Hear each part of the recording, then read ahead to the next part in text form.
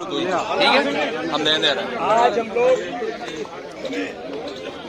एक चुनाव के दौरान राजनगर विधानसभा में ऊपर कर लेंगे जो घटनाक्रम हुआ और उस घटनाक्रम में ठीक है। भारतीय जनता पार्टी के प्रत्याशी से लेकर भारतीय जनता पार्टी प्रत्याशी नाती राजा, जिन्होंने भारतीय जनता पार्टी के प्रत्याशी से लेकर हमारे कार्यकर्ताओं पर प्राणघातक हमला किया, उन पर किसी प्रकार की एफआईआर नहीं की गई। ये प्रशासन की बाइज्ड कार्रवाई को दिखाता है। नाती राजा पर कौन और इस प्रकार से आईडी में ले लो यार। नाती राजा से प्रशासन की बाइज्ड कार्रवाई के खिलाफ हमने कल डीजीपी को भी लिखा है, हम मिले हैं। हमने इलेक्शन कमीशन, जो अभी आचार संहिता लगी है, इसलिए इलेक्शन कमीशन का जुडिक्शन है, इसलिए हमने कहा है। और आज हमने यहाँ के डीएम को भी आज इस कार्रवाई के लिए जो 22 कार्रवाई हुई है और 35 लोगों पर 300 की एफआईआर, कोई गाड़ी से दबता है और गाड़ी से दबने से किसी की मौत होती है तो क्या का प्रकरण दर्ज होता है। और 35 लोगों पर आंख बंद करके चुनाव को प्रभावित करने का षड्यंत्र नाती राजा ने रचा, अपने ही ड्राइवर की बलि दे दी और बाद में आंसू टपका करके दुर्भाग्यजनक है कि दिग्विजय सिंह सेल्फी खिंचा रहे तो हंस रहे थे, क्या संवेदना व्यक्त करने के लिए आए थे। और नाती राजा नाटक के आंसू बहा करके और वोट की अपील कर रहे थे। पूरे प्रकरण की जांच होगी, हमने कहा है, मांग की है। और जो प्रशासनिक अधिकारियों ने बाइज्ड कार्रवाई की है उनके खिलाफ भी कार्रवाई होगी। हम किसी को छोड़ेंगे नहीं। भारतीय जनता पार्टी ने कभी इस प्रकार की चीजें, मुझे भी निशान करना आता है, मैं भी 10,000 लोगों के साथ अभी घुस सकता हूं, लेकिन जिम्मेदार लोग हैं, तो इसलिए वातावरण खराब करने का काम दिग्विजय सिंह ने जो खजुराहो राजनगर के अंदर किया, ये दुर्भाग्यजनक है।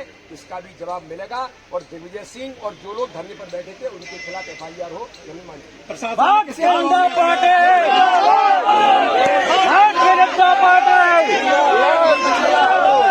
ये मैं कह रहा हूँ, प्रशासनिक अधिकारी ने आप कह रहे कांग्रेस अलग से किया है, हम छोड़ेंगे नहीं। आप कह रहे कांग्रेस ये तो बोल रहे हैं,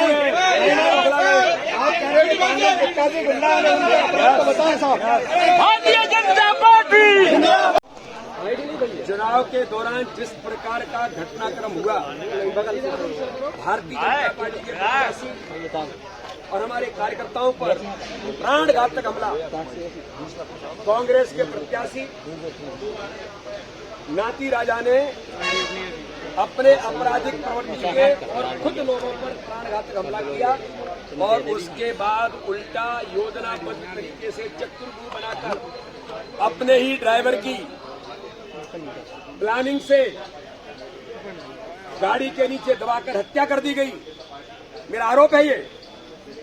और उसके बाद चुनाव को प्रभावित करने के लिए भारतीय जनता पार्टी के 35 कार्यकर्ताओं पर 302 की एफआईआर।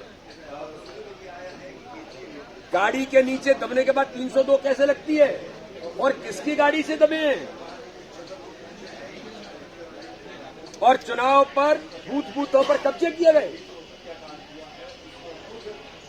ये आज हमने प्रशासन से मिलकर के, कल हमने इलेक्शन कमीशन से भी हमने बात की है, डीजीपी को हमने डेलीगेशन मिला है, आज हमने डिस्ट्रिक्ट कलेक्टर और अभी डीआईजी को भी हम मिल रहे हैं। क्या इस घटनाक्रम की जांच गहराई के साथ होनी चाहिए? हत्या का प्रकरण दर्ज कैसे हुआ? और इस दिशा में हमने गंभीरता से बात की। जिन प्रशासनिक अधिकारियों ने लापरवाही की है, एक पक्ष को प्रभावित, उनके खिलाफ कार्रवाई कोई नहीं हुई जिन्होंने प्राणघातक हमला किया। भाई एक धारा में तो एफआईआर होती।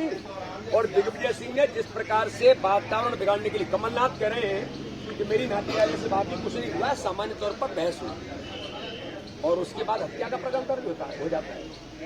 और दिग्विजय सिंह यहाँ करके न्यूसेंस करते हैं, बिना कानून को तोड़ करके, बिना परमिशन लिए, आचार संहिता में रात की धरना कैसे दिया? यहाँ के कांग्रेस के विधायक धमकी दे रहे हैं, गुंडीजम कर रहे हैं।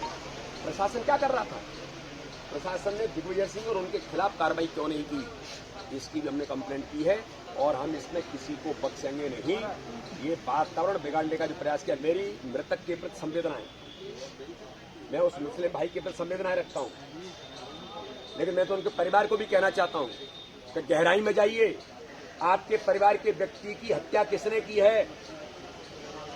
ये दूध का दूध पानी का पानी होगा।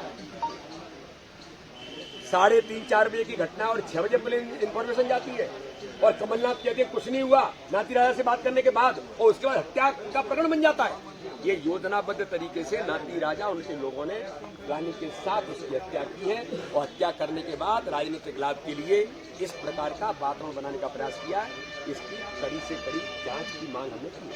कमलनाथ ने कांग्रेसी कार्यकर्ताओं से उन कर्मचारियों की सूची मंगवाई है जिन्होंने आरोप है कि भाजपा के लिए काम कांग्रेस किया है। हार की खींच के कारण न कभी वो गलती से मुख्यमंत्री बने थे, न कभी मुख्यमंत्री बनेंगे और न कभी कुछ होने वाले हैं।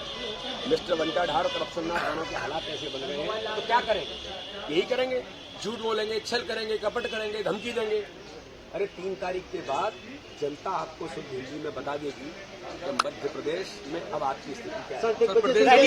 दिल्ली में कांग्रेस प्रत्याशी के ऊपर हमला हुआ है। कुछ नहीं, ये केवल नाटक है, केवल नाटक है। क्या सीआईडी केवल अरे हमने जांच की मांग की है, सीआईडी हो, सीबीआई भी हो, जो भी जांच हो, लेकिन दूध का दूध पानी का पानी होना चाहिए। उस मृतक भाई की मौत कैसे हुई ये इनको करना पड़ेगा। केंद्रीय नेतृत्व ने भी सर संज्ञान लिया है। केंद्रीय नेतृत्व देखिए केंद्रीय नेता क्यों संज्ञान में नहीं लेंगे?